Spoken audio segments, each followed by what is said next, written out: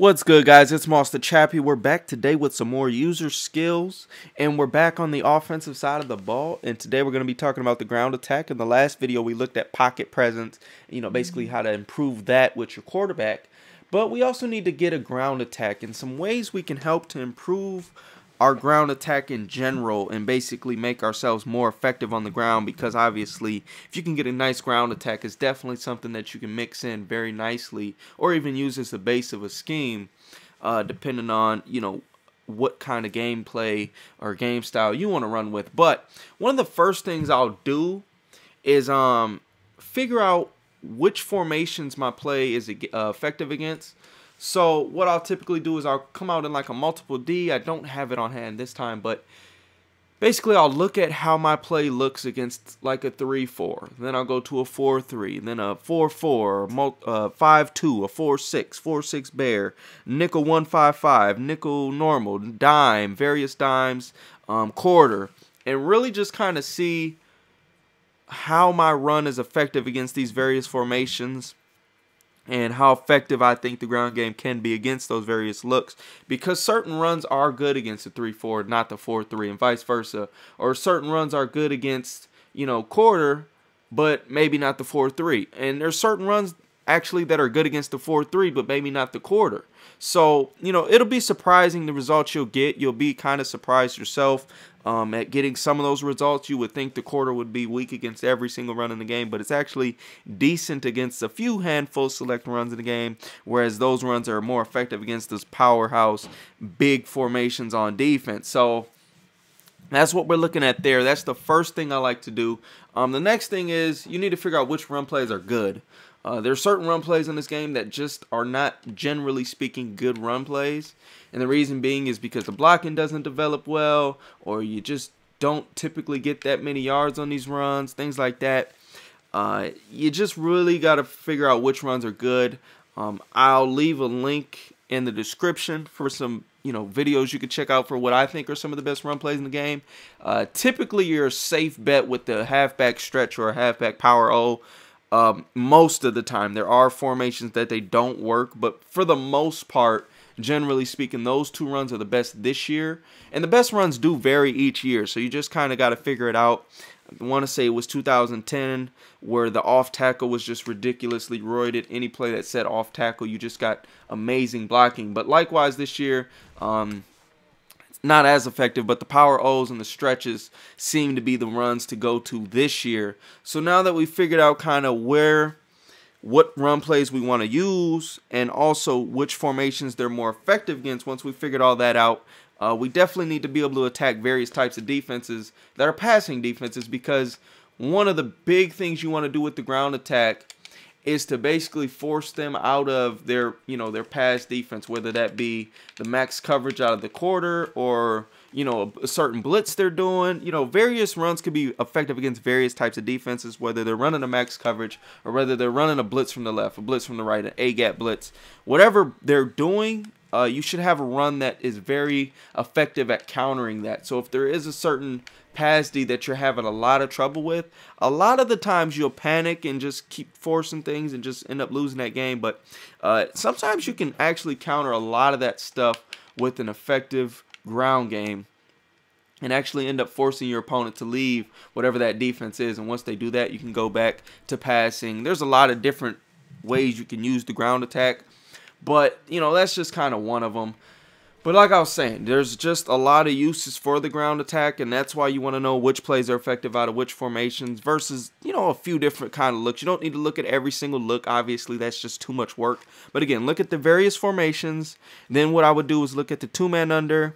Then I would look at maybe a cover 3 and maybe a blitz out of that formation. Doesn't really matter which blitz. You can just kind of pick one where they have a bunch of guys rushing in, like a six-man blitz, or at least 5 or something like that. Maybe this Overstorm Brave would be like a good blitz example, just to kind of see what it's going to look like when you get into a game and which runs you're going to really want to go to and use within your scheme. But now that we've figured out which runs we want to use and what formations we want to use them against and all that stuff, this is when the user skills comes into play, because you definitely need to be able to actually run the ball yourself. This is all user skills. Again, I turn auto sprint and auto strafe off It just gives you a lot more control over your players. But a few tips for getting a ground game more effective, and a few things I see guys do that's often a mistake, is for one, you'll force everything far, far outside, and just kind of go for the big play every single time. Like, regardless of what's open, what holes are open, or whatever, your first goal is just, I just want to go as far out as possible. That's all I want to do.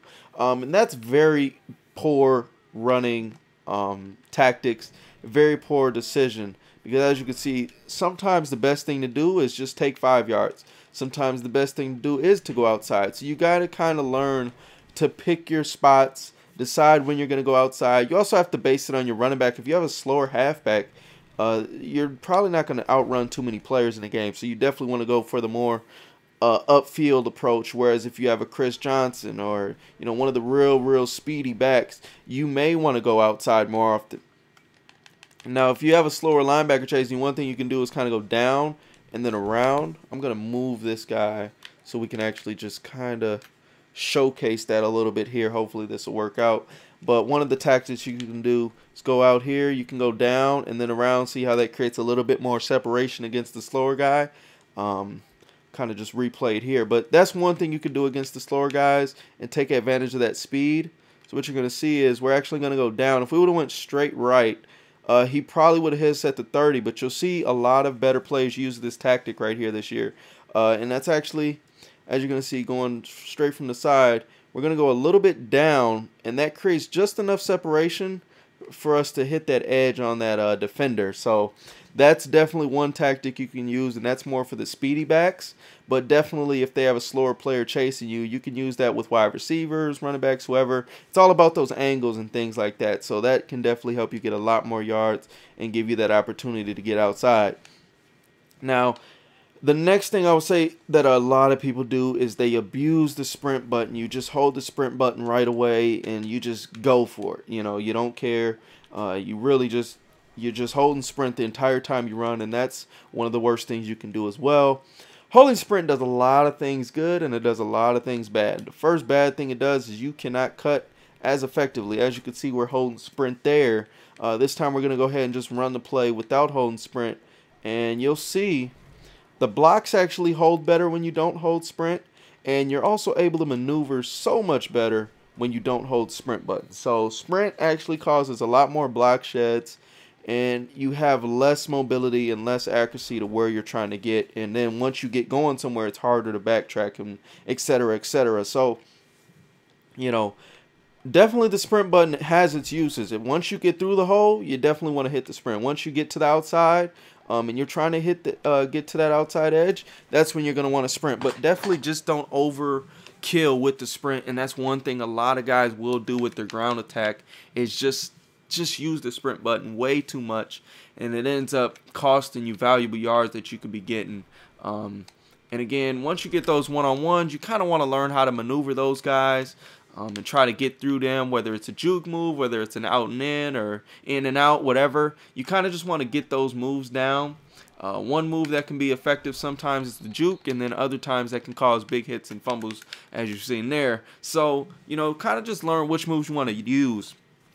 Now, one thing that works particularly well this year is actually using the truck stick with the better backs, and also the stiff arm. A lot of guys don't use these, but this can definitely take your ground attack to the next level, especially if you're using the Niners with the Frank Gore, or one of the elite backs in the game, Marshawn Lynch. Those kind of guys that are strong.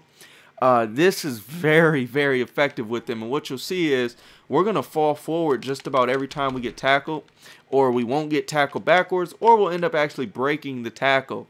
So, with that being said, if you're gaining 2 or 3 yards on addition to whatever you were getting before, as you can see here, look at that. 2 or 3 yards over the course of the game. If you run the ball, let's just say 10 times for the heck of it, that's 20 or 30 yards in addition, just on top of whatever else you were going to get. And what you're going to see here is we're hitting the stiff arm button, just kind of smashing it, or you can just hold it when you're going to get near the defender. Whatever works better for you. But as you can see here, we're getting hit at the 25 We hold that button, and you kind of just get these fall forward animations. And we actually got an additional 4 yards on that particular play. But it can vary from 2 to 4 to sometimes even 5 yards, depending on the scenario. And sometimes you won't get too many more yards, but on average, you should see a 2 to 3 yard increase on just about every play if you're using one of those elite backs. Now, if you're using one of those fragile guys that tends to, fumble the ball a lot, you may want to just go for the speed on the outside. But again, don't always go for that outside play. Don't always go for that big play. And I guess the final thing is to wrap up and review what we talked about. And basically that's, learn which plays are good out of which formations for you. Also learn which formations, that play is better against or which defensive looks. And then once you figure that out, go ahead and just lab it out a little bit. And once we get there, that's when you want to learn your user skills and avoid overusing the sprint. Avoid always going for the big play. And learn how to maneuver the angles to give yourself more space. And then also, if you have one of the better backs in the game, definitely use the stiff arm and the truck stick effectively, because you can average a lot more yards on any given play by using these buttons. As you can see, you just hold up on that right stick for the truck stick, or hold the A button for the stiff arm, and you tend to break a lot more tackles. You tend to fall forward a ton more, and those yards will definitely add up over the course of the game. So hopefully this covered just about everything in the ground game. As far as I know, there may be a few more details. If you do have those, a few more tricks, go ahead and leave them in the comments below. But hopefully this will help you guys out in establishing your ground game. Be able to attack a max coverage, a right edge, left edge, A-gap, all those various kind of looks that your people will see. And you should be good to go, and that should definitely help you on your ground attack. So hopefully you guys enjoyed this, and hopefully this will help you out in the long run. Be sure to subscribe for more tips and gameplays and all that good stuff right there. And leave a thumbs if you did find this helpful. And until the next time, guys, hopefully you enjoyed. We gone.